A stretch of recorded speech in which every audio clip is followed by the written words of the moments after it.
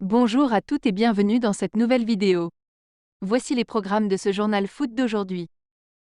Xavi aurait une préférence pour remplacer Gavi, deux joueurs du PSG dans le viseur. Excellent bonne nouvelle pour Jude Bellingham. Le désarroi de Deco après la blessure de Gavi. Messi lâche un gros coup de gueule après le match Brésil-Argentine. C'est officiel, le PSG lève l'option d'achat d'un attaquant. Pour savoir tous les détails, je vous invite à rester jusqu'à la fin de la vidéo. Merci et bon visionnage. On commence.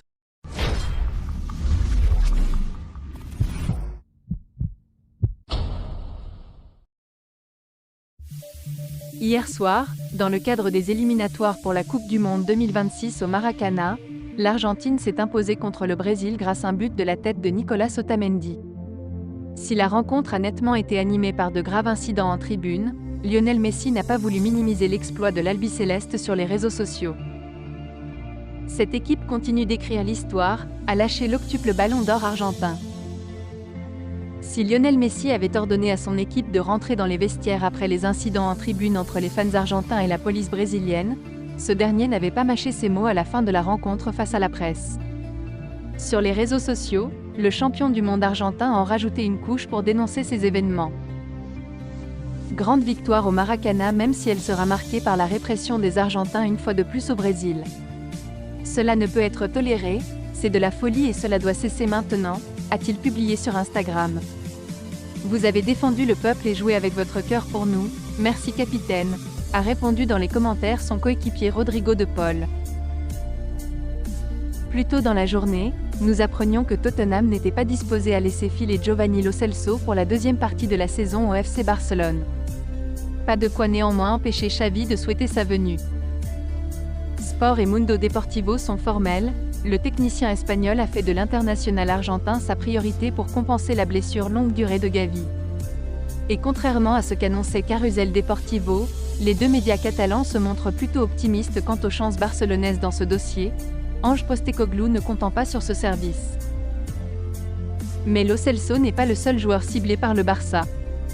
Mundo Deportivo revient de façon plus détaillée sur ce fameux milieu, et explique que le champion d'Espagne se verrait bien piocher au Paris Saint-Germain, où Fabian Ruiz et Carlos Soler seraient grandement appréciés. Aucun contact n'aurait encore été amorcé entre les dirigeants catalans et parisiens, mais l'intérêt serait bien réel. En attendant, rien ne serait encore joué dans ce dossier, tandis que l'état-major barcelonais se poserait encore des questions sur le choix à faire cet hiver. Prioriser l'arrivée de Vitor Roque ou celle d'un milieu de terrain. Affaire à suivre. Dimanche soir, le FC Barcelone a appris le terrible nouvelle avec la blessure de Gavi qui ne sera pas disponible pour le reste de la saison. Probablement l'un des meilleurs si ce n'est le meilleur joueur de ce début de saison barcelonais, l'international espagnol va beaucoup manquer à son club, pas épargné par les blessures depuis le début de cet exercice. Pour l'agent CF, Deco n'a pas caché son désarroi. La blessure de Gavi ? Il n'y a aucun joueur disponible sur le marché pour faire son travail, a-t-il lâché dans un premier temps. Il a ensuite insisté en expliquant qu'il sera dur de compenser ce départ, même en cas de recrue. Aujourd'hui, Gavi est un joueur qui ne peut pas être remplacé. Il n'y a aucun joueur disponible sur le marché pour faire son travail, ni avec sa mentalité, ni avec ses capacités. Discuter du remplacement de Gavi est une erreur. C'est une erreur de penser que nous allons trouver un joueur pour le remplacer.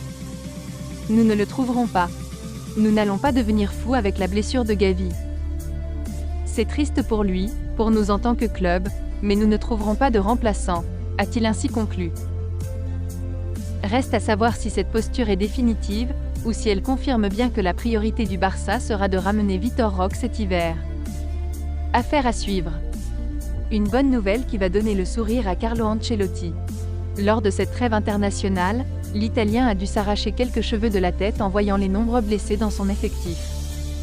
Avant même le début des matchs internationaux, Eduardo Camavinga était victime d'une vilaine blessure au ligament qui va l'éloigner des terrains pendant au moins 2 mois, tandis que Jude Bellingham déclarait forfait pour le rassemblement suite à des examens médicaux. Dans la foulée, c'était au tour de Vinicius d'être atteint d'une déchirure du biceps fémoral avec atteinte du tendon distal de la jambe, de quoi écarter le Brésilien des terrains pour plusieurs semaines. Mais aujourd'hui, le technicien italien a reçu une grande nouvelle.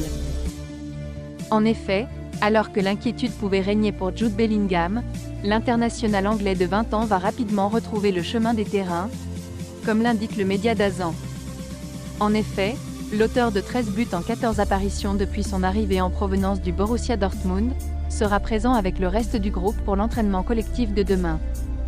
Il pourrait même être présent sur le terrain pour le retour du championnat et le déplacement à Cadix prévu ce samedi.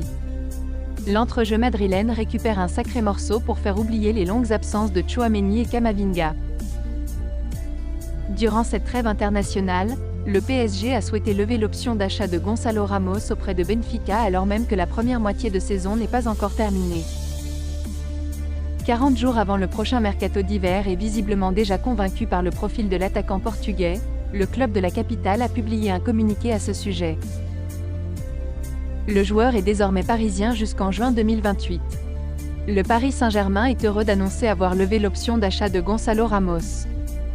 L'attaquant portugais est désormais lié au club jusqu'en 2028, écrit le PSG sur son compte. Ramos était jusque-là prêté pour une saison par Benfica, son club formateur, avec une option d'achat de 65 millions d'euros pouvant grimper jusqu'à 80 millions en fonction des divers bonus. Grâce à des finances assainies par les départs de Messi et Neymar notamment, le leader de la Ligue 1 a préféré agir sans attendre. Si Luis Enrique apprécie beaucoup les qualités de l'attaquant de 22 ans, le timing peut surprendre. Depuis le début de la saison, l'international portugais peine à sortir son épingle du jeu. Comme Randal Kolo Muani, l'autre recrue offensive estivale du PSG affiche un meilleur rendement en sortie de banc. En 11 matchs toutes compétitions confondues avec le PSG, il n'a marqué que 2 fois, un doublé contre l'OM le 24 septembre dernier, et une passe décisive. Le joueur a lui aussi profité de cette grande annonce pour publier un message adressé notamment aux supporters parisiens. Bonjour, je suis ravi de continuer au PSG. Je ferai de mon mieux, allez Paris. Good. Mentality was excellent. I thought we played well. We totally controlled the game. Difficult with the way that they defended and the pitch not easy to get the perfect final pass. But I thought there were some excellent performances within the game. I didn't think that was a penalty. The one before might have been, so maybe that evened itself out. I have to be pleased with the progress of the team. You know, if you'd said at the start of the campaign that we would be 8 wins, 2 draws at the end of the year, it's a pretty good record given the fixtures that we've had. And tonight was always a game where, you know, we knew if you'd needed to come here for that point to qualify would be a very difficult place to come. They took the draw from Italy as well, so credit to North Macedonia for that.